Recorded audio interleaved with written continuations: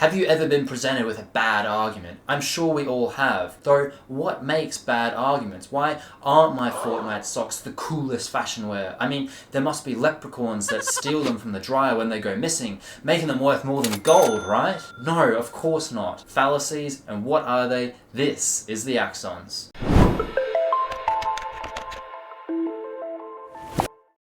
A fallacy refers to the illogical or invalid reasoning used to make an argument. It is important to note that it is the reason, the evidence, or structure of an argument that is the fallacy, not the conclusion itself. A fallacy is thinking that is not logically coherent. But why should we care about logic or bad reasons for arguments? Maybe some that we even agree with. It has everything to do with standards of evidence and what you should consider reasonable to make you convinced. Do you accept a statement on a topic based on who states it, or how it makes you feel? These are all aspects to consider on whether you should be persuaded or whether the statement is logically coherent. Standards of evidence is a subject on its own that requires a discussion, though it comes down to the pursuit of trying to know things that are objectively true, or creating a model that best represents our understanding of this at our current point in time. It is through our comprehension of reality that our values, actions, and thoughts are influenced and sometimes decided. This affects not only our own personal lives, though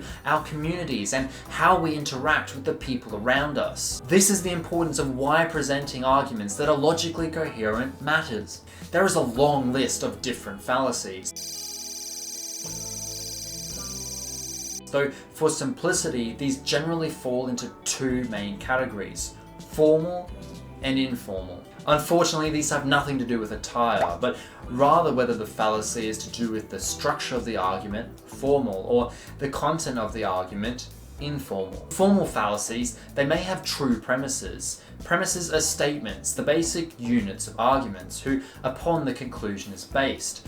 The sky is blue, for example. Though because of how the argument is structured, although these units may be true, an illogical conclusion is reached. These include three main groups: propositional, which involve compound propositions, compound premises. For instance, if I use the example, it is Monday, premise 1, or it is raining, premise 2, it would be fallacious to say that because it is raining, it's not Monday. Unfortunately, it rains on Mondays too. You can see how either of these premises could be true, yet because of the way the argument is structured, an unreasonable conclusion is made.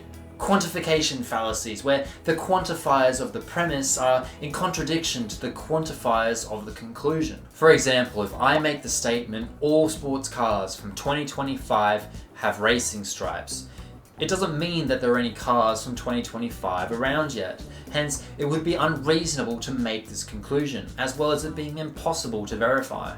Lastly, for more syllogistic fallacies, which are fallacies related to the comparison of major and minor premises, showing the link that some A's are B's and B's are C's, though this does not necessarily mean that A's are C's. For example, if all the shirts I own are blue and I'm wearing a shirt, then the shirt I'm wearing must be blue.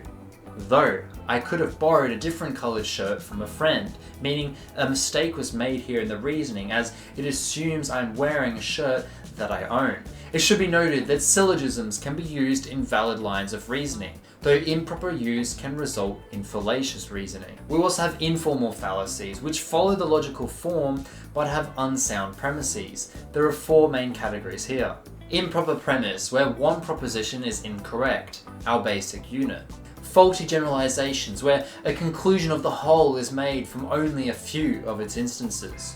Questionable cause, also known as the causal fallacy, where two events may collide though have no causal relation. For example, every time I wake up after sleeping, the sun is in the sky, though this doesn't mean that me sleeping makes the sun move. Lastly, there are relevance fallacies, which are premises that occur in an argument in which they are logically irrelevant to the conclusion, though somehow appear to be psychologically. We're not completely logical beings by nature, so it is only natural that we attempt to to persuade or present arguments that are littered with fallacies, many times unknowingly. It is through a video series on the major types of fallacies that I hope to provide an informative discussion on how to identify and understand them. If at any point there is an error in my explanations or delivery, feel free to leave a comment and I will most certainly address them. One method to develop critical thinking skills is to challenge each other's thinking on a reasonable basis, and this is something I'm always trying to be open to. I'm looking forward to bringing an in-depth dive into fallacies, and I hope through it you can learn something new and about someone too. Until next time, catch ya.